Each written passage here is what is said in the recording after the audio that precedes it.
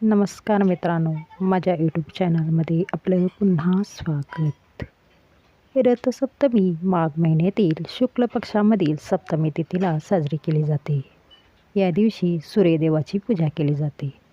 तसेच सूर्याला पाणी अर्पण करून दान देखील केले जाते.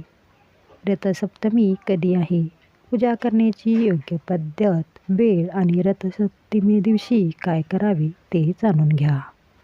रथसप्तमी कधी आहे? रथसप्तमी रविवार 25 जानेवारी 2026 रोजी रात्री 12:39 सुरू होईल आणि 25 जानेवारी 2026 रोजी रात्री 11:10 संपेल. उदयतिथीनुसार 25 जानेवारीला रथसप्तमी साजरी केली जाईल.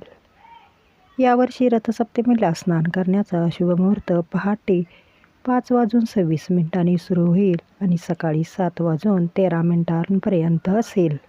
रथसप्तमीची पूजा कशी करायची? प्रथम सूर्योदयापूर्वी शक्यतो अरुणोदयाच्या वेळी पवित्र स्नान करावे. सूर्यदेवाला अर्घ्य अर्पण करण्यासाठी एका भांड्यात पाणी घेऊन त्यात लाल चंदन, लाल फुले आणि अक्षता मिसळून सूर्यदेवाला अर्पण करा. याशिवाय या दिवशी सूर्यदेवाला डाळिंब आणि लाल रंगाची फळे अर्पण करा. यासोबतच त्यांना लाल रंगाची मिठाई अर्पण करावी. रथसप्तमीच्या दिवशी सूर्याला गुळापासून बनवलेल्या वस्तू अर्पण केल्या जातात. या दिवशी ओम सूर्याय नमः किंवा ओम गृणी सूर्याय नमः यासारख्या मंत्राचा जप करावा. लाल फुले, चंदन, कापूर आणि उदबत्ती वापरून सूर्यदेवाची पूजा करावी. तुपाचा दिवा लावावा. या दिवशी दानधर्म करणे अत्यंत शुभ मानले जाते. रथसप्तमी दिवशी काय करावे? तर रथसप्तमीच्या दिवशी घराची पूर्व दिशा स्वच्छ ठेवा आणि तेथे दिवा लावा. यासोबतच गायत्री मंत्राचा 27 वेळा जप करावा. असे केल्याने तुम्हाला सूर्यदेवाची विशेष कृपा प्राप्त होईल.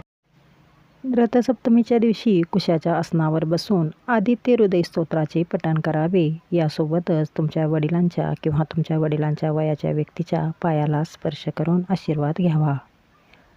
अशा प्रकारे मित्रांनो, हा दिवस सूर्यदेवाचा जन्मदिवस मानला जातो आणि त्यांच्या उपासनेसाठी पवित्र आहे. या दिवशी सूर्यदेवाची पूजा केल्याने चांगले आरोग्य, सुख आणि समृद्धी मिळते अशी श्रद्धा आहे.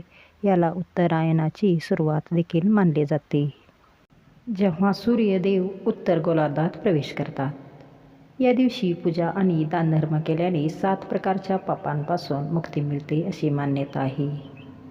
धन्यवाद. श्री स्वामी समर्थ.